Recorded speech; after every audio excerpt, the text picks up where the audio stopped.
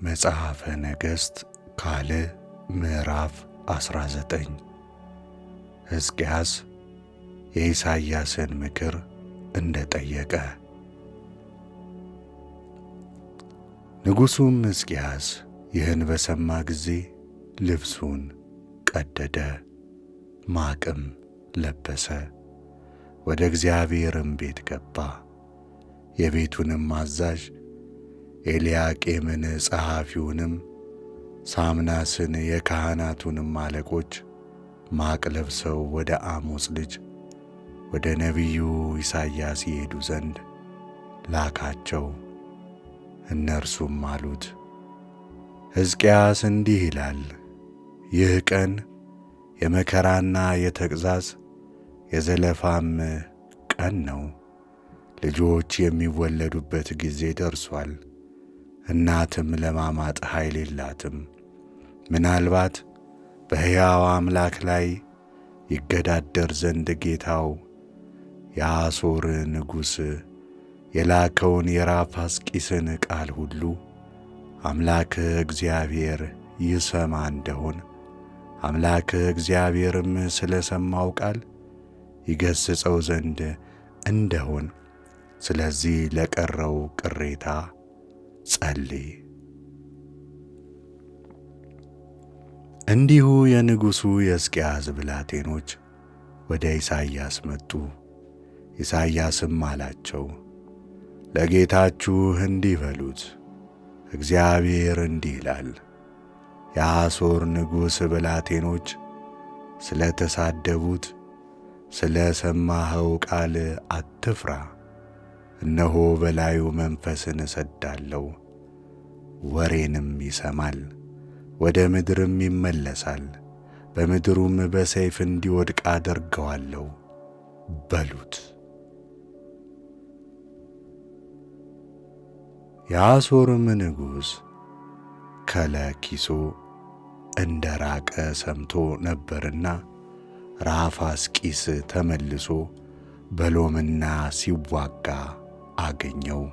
እርሱም የኢትዮጵያ ንጉሥ ቲርሐቅ ሊዋጋህ መጥቶአል የሚል ወሬ በሰማ ጊዜ ተመልሶ ወደ ሕዝቅያስ መልእክተኞችን ላከ፣ እንዲህ ሲል፣ ለይሁዳ ንጉሥ ለሕዝቅያስ እንዲህ ብላችሁ ንገሩት፣ ኢየሩሳሌም በአሦር ንጉሥ እጅ አትሰጥም ብሎ የምትታመንበት አምላክህ አያታልልህ።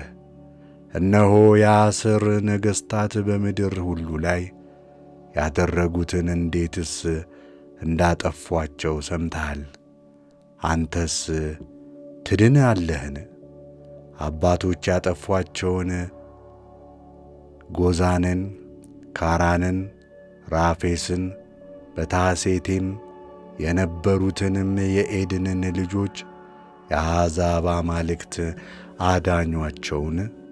አዳኗቸውን?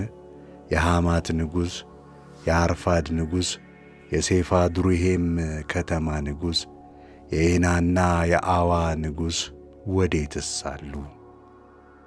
ሕዝቅያስም ደብዳቤውን ከመልእክተኞቹ እጅ ተቀብሎ አነበበው። ሕዝቅያስም ወደ እግዚአብሔር ቤት ወጥቶ በእግዚአብሔር ፊት ዘረጋው። ሕዝቅያስም ወደ እግዚአብሔር እንዲህ ብሎ ጸለየ፣ በኪሩቤል ላይ የምትቀመጥ የእስራኤል አምላክ አቤቱ፣ አንተ ብቻህን የምድር ነገሥታት ሁሉ አምላክ ነህ። ሰማይንና ምድርን ፈጥረሃል። አቤቱ ጆሮህን አዘንብልህ ስማ። አቤቱ ዐይንህን ክፈትና እይ። በሕያው አምላክ ላይ ይገዳደር ዘንድ የላከውን የሰናክሬምን ቃል ስማ። አቤቱ በእውነት የአሦር ነገሥት አሕዛብን አጥፍተዋል፣ አማልክቶቻቸውንም በእሳት ላይ ጥለዋል። የእንጨትና የድንጋይ የሰው እጅ ሥራ ነበሩ እንጂ አማልክት አልነበሩምና፣ ስለዚህ አጥፍተዋቸዋል። እንግዲህ አምላካችን አቤቱ የምድር መንግሥታት ሁሉ አንተ ብቻ እግዚአብሔር አምላክ እንደሆንክ ያውቁ ዘንድ ከአሦር ንጉሥ እጅ አድነን።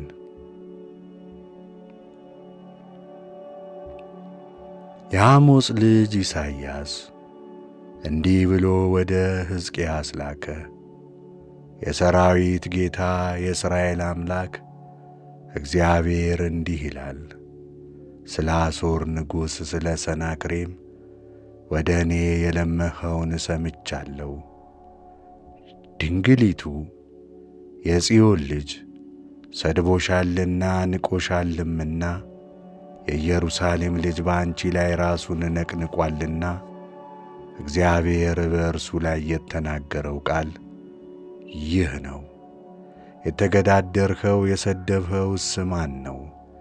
ቃልህስ ከፍ ከፍ ያደረግኸው ዐይንህንም ወደ ላይ ያነሣኸው በማን ላይ ነው? በእስራኤል ቅዱስ ላይ ነው። አንተስ በመልእክተኞችህ እጅ በእግዚአብሔር ላይ ተገዳደርህ። እንዲህም አልህ፣ በሰረገላዬ ብዛት ወደ ተራሮች ከፍታ ወደ ሊባኖስ ጥግ እወጣለሁ።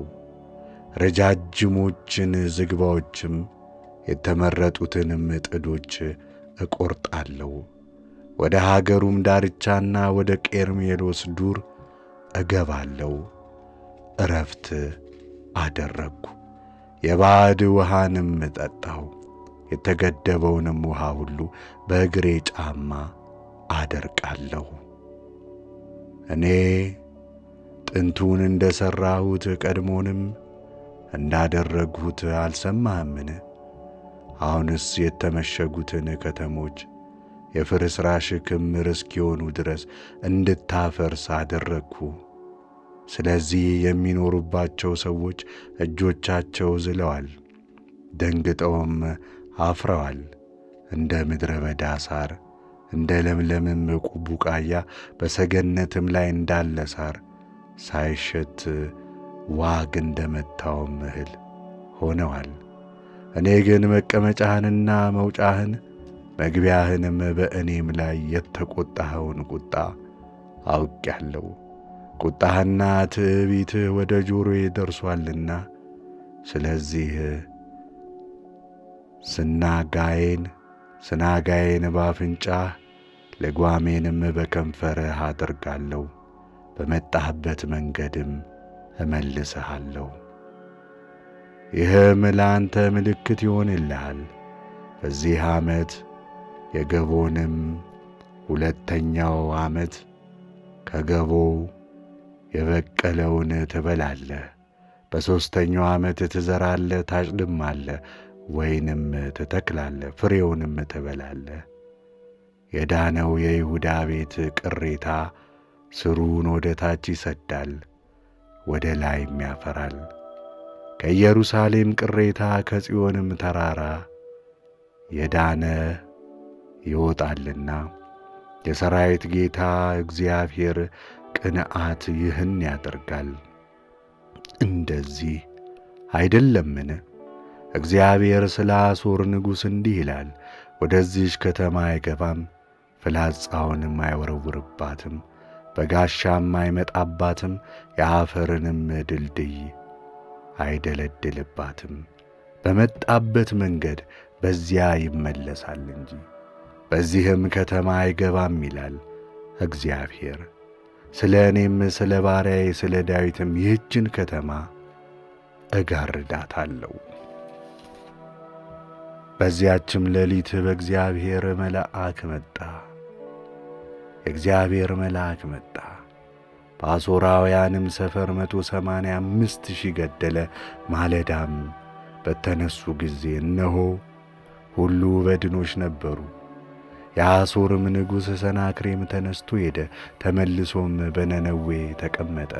በአምላኩም በሲድራክ ቤት ሲሰግድ ልጆቹ አድራሜክና ሶርሶር በሰይፍ ገደሉት። ወደ አራራትም ሀገር ኮበለሉ። ልጁም አስራዶን በእርሱ ፋንታ ነገሠ።